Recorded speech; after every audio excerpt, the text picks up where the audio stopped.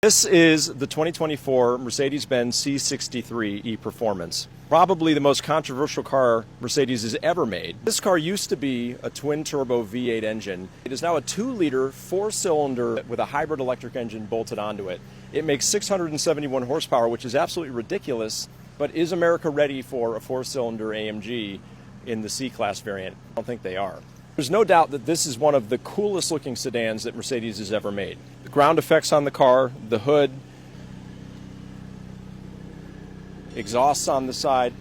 This is one of the sexiest looking sedans we have ever made. The only problem is nobody seems to want to buy it because, frankly, it doesn't sound that great compared to the cars it is replacing. So we're going to walk you around the vehicle. We're going to take it for a little drive, give you my impressions of the vehicle. There's no doubt that on appearances alone, this car is hot. But you've got your quad exhaust down there. You've got a rear diffuser with all kind of aero effects going on. It's a beautiful car. Let's take you inside, show you the interior. Now this car has the race seats in it, which I'll be honest with you, I'm not a very big person and they are snug. So if you're thinking about a C63, make sure that you are on the smaller side if you're going to consider that interior option. This is an interior very familiar to anybody that's driven an S-Class or has seen the new C-Class with the floating display in the middle. Great ambient lighting like a lot of our new cars have. There's no doubt that the in and out of the vehicle is great. Some very cool new wheel choices for this year. But how does it drive? Right, that's the million-dollar question.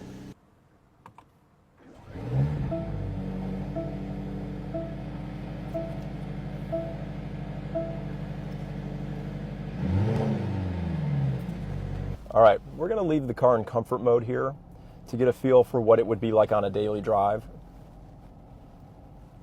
Now, interestingly, this is a plug-in hybrid, but the car really doesn't have very much electric range. So on a full charge, at most, you're probably getting about 6 or 7 miles of electric range here. So I guess if you live really, really close to work or to the grocery store, you could drive it as a traditional EV. But for most people, that's probably not realistic. All right, so without pushing it too hard, I will tell you that in comfort mode, it gets up and moves in a hurry. Now, this is the driving mode that you're going to be in as a default. And I will tell you, the steering feels good, the car feels very planted, and we're not on a very smooth road, but it isn't, I wouldn't call it rough. So now I'm going to crank it to Sport Plus mode.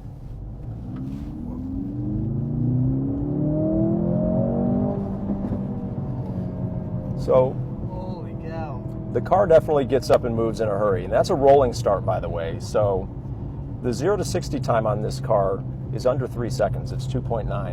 I mean, it pulled hard. Yeah. It really pulls hard. Yeah, I was actually pretty surprised by that. I don't want to get way too high on the revs because that's not good for an AMG. We need to keep it as tame as we can for the first 1,000 miles. It does not sound like the V8. And for those that are curious, Mercedes-Benz and other manufacturers around the world are not making the decision to go away from V8s because they want to or they think that that's what people want. Unfortunately, there's a lot of regulation in place and a lot of fines coming down the way in future years if manufacturers don't start downsizing their engines to get more fuel efficiency, lower emissions, etc. There's no doubt that this car is an absolute rocket ship. But I guess the point I'm trying to get to is that if you can get past the V8 sound, this is an awesome car. There's no doubt. It's a lot of car for the money. I mean, 671 horsepower for under $100,000 is pretty special. I don't think the ride's particularly rough. No. I think it's like spirited, maybe is what you might want to call it. And then I think the other thing, if we had actual regular seats in here, I think it would feel a lot different. Yeah, the seat's not uncomfortable, but it is definitely snug. Yeah, it's just firm. Yeah. The ride quality is actually pretty phenomenal for something this fast. I've driven a lot of cars that are just plain uncomfortable on the road, and this is not that at all. Even in Sport Plus, it wasn't uncomfortable. Be interested to see what happens from here. I don't know if Mercedes-Benz is going to commit to this car long term or not, based on the reception that it's gotten.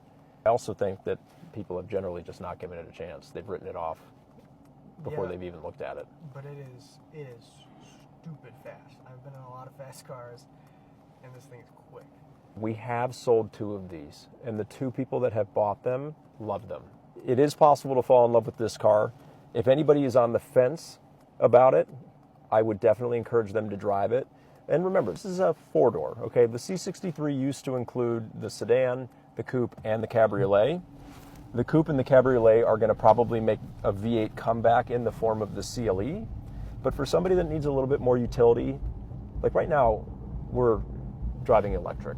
I don't know if you can tell. I would say there's definitely more pros than cons. I think that what you're going to lose that a lot of people truly love is that startup sound, right? That cold start engine sound that V8 AMGs are so famous for. Under heavy acceleration, it actually sounds pretty good. No, yeah, and it was definitely crackling on the shifts there too. So before you write it off entirely, if this is something that could work for you, you should go drive one, because I think you're going to be impressed. On paper, you may not love it. I get it. But in reality, I think you might be surprised. Thank you for watching. I hope you enjoyed it. My name is Doug with Benzes and Bow Ties. Does it sound like it used to? No. But it's a cool car.